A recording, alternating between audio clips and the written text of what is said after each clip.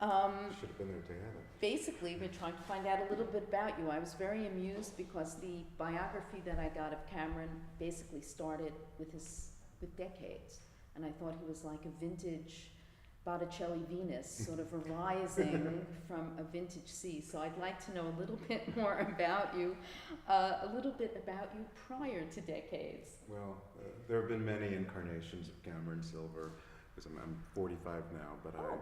Wow. I've been around. Wow. I've had a lot of work done. I'm from Los Angeles. I'm kidding.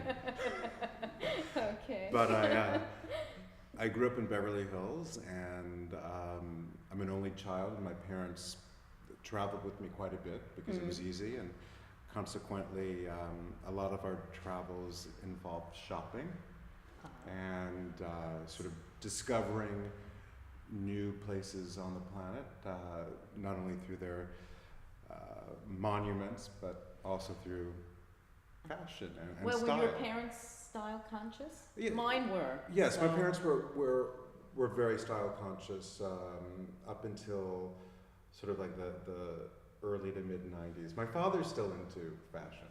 Mother's a little lazy now.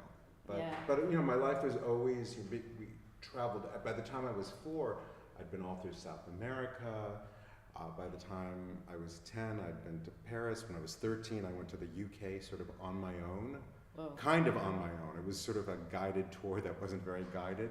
Although I had very overprotective parents, which is normal for an only child. But I kind of appreciated consuming and discovering new places also through the fashion. Were you particular about what you wore at that Oh age? my God, yes. There's a funny story. Annie Hall came out, in 1977?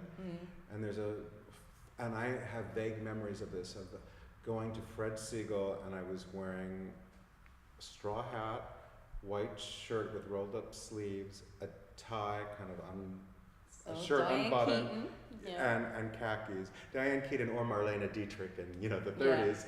And so I was very conscious of clothes. I think that film, and then a couple years later, films like Eyes of Laura Mars and Diva really solidified my interest in fashion. But I trained to be an actor, and I was a classically trained singer, so I had no intention of working in fashion. Ironically, as we're here in Berlin, when I got out of college, I did an album of German cabaret of all songs from the 20s and 30s. So this city has always had a tremendous kind of visceral and sort of weirdly familiar quality to me, because I really studied the Weimar period. What did you wear? I was wondering about that when you were doing your cabaret. So when I performed, I started to buy vintage, and I would wear a vintage YSL suit, or I'd find a Pucci tie. I mean, to my prom. Oh, so you didn't do frock? You didn't do? No. I mean, I really it wasn't. Fred Astaire type, or actually 20s. Did you do 20s stuff? For my prom, I wore a 20s tux. Oh. So I mean, I've always loved vintage, but no, I tended. My aesthetic is very 60s and 70s.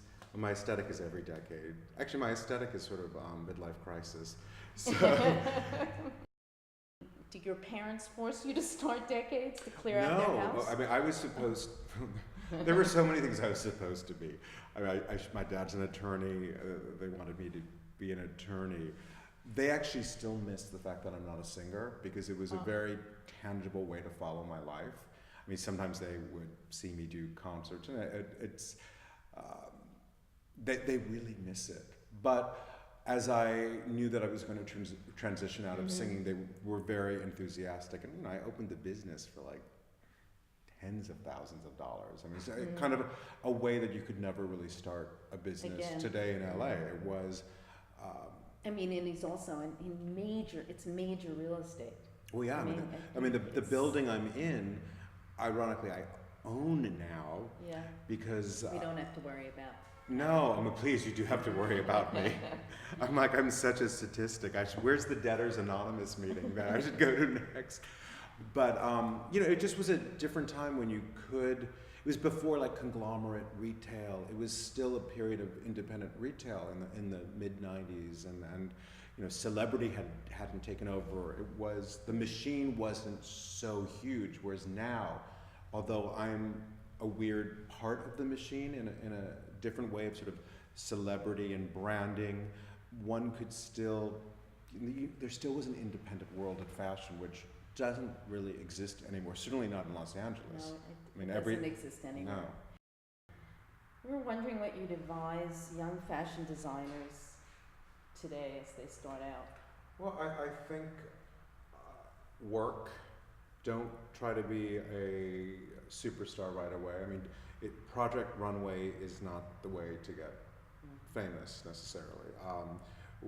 One really needs to work. Working retail, I've worked retail since I was 16 years old, and through college. And I think having that experience of working with the customer is super valuable. Certainly working in a vintage store is probably the best fashion history you'll get, because most of the fashion schools have such a minimal amount of fashion history education.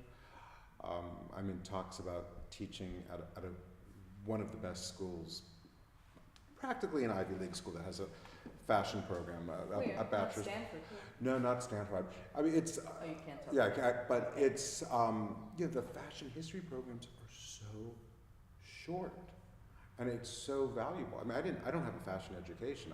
I have a regular bachelor's. I went to UCLA. I sort of. But you have a learning by doing fashion. Yes, and so I think for someone who's interested in becoming a designer, if you can know how the greats did it, and how and have that experience, and at the same time interact with the customer, and for me it's like I know how to dress a woman because I've seen everybody naked, so it's like it's really easy for me to like figure what's going to look good on a woman's body, or on a man's body when I have male clients who I style. It's it's like you kind of have to know the body.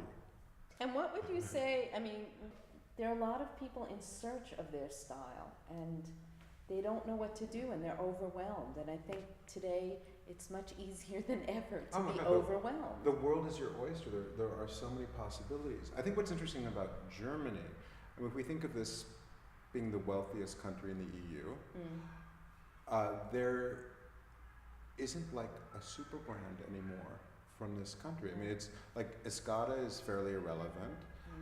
Renalanga, nobody really knows except me. The men's is good. Baldessarini, I love.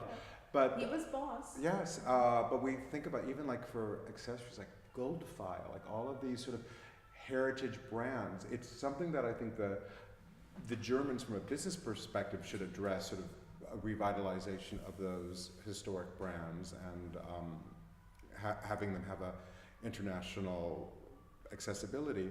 But I think as far as finding your own style, it's just, there's almost too much out there, but you have to experiment. And it's like, as I say, you've got to get it wrong to get it right. And I'm the type of person who doesn't have a signature style. I vary. I mean, I should dress more my age more often, but like to me, like fashion it's dressing up, it's performance art. I sometimes wear like the craziest things. I want to support young designers, so I'll wear like pajamas. I don't care. I mean, I also. We're having a pajama moment, so that's good. Yes, yeah. No, I wear we're a lot having of a PJs. definite pajama moment. But I think it's like there's two rules of thought: like have a signature style and stay with it, or be super eclectic.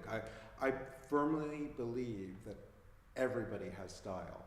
I don't care, even the guys in prison who are probably more influential for the way they have worn their jeans. I mean, those guys created a signature look, and they do not have the access to style themselves. So it's that, the guy who is a mechanic who wears that same white shirt every day and it's got pit stains and all that stuff. I mean, that is style. Yeah.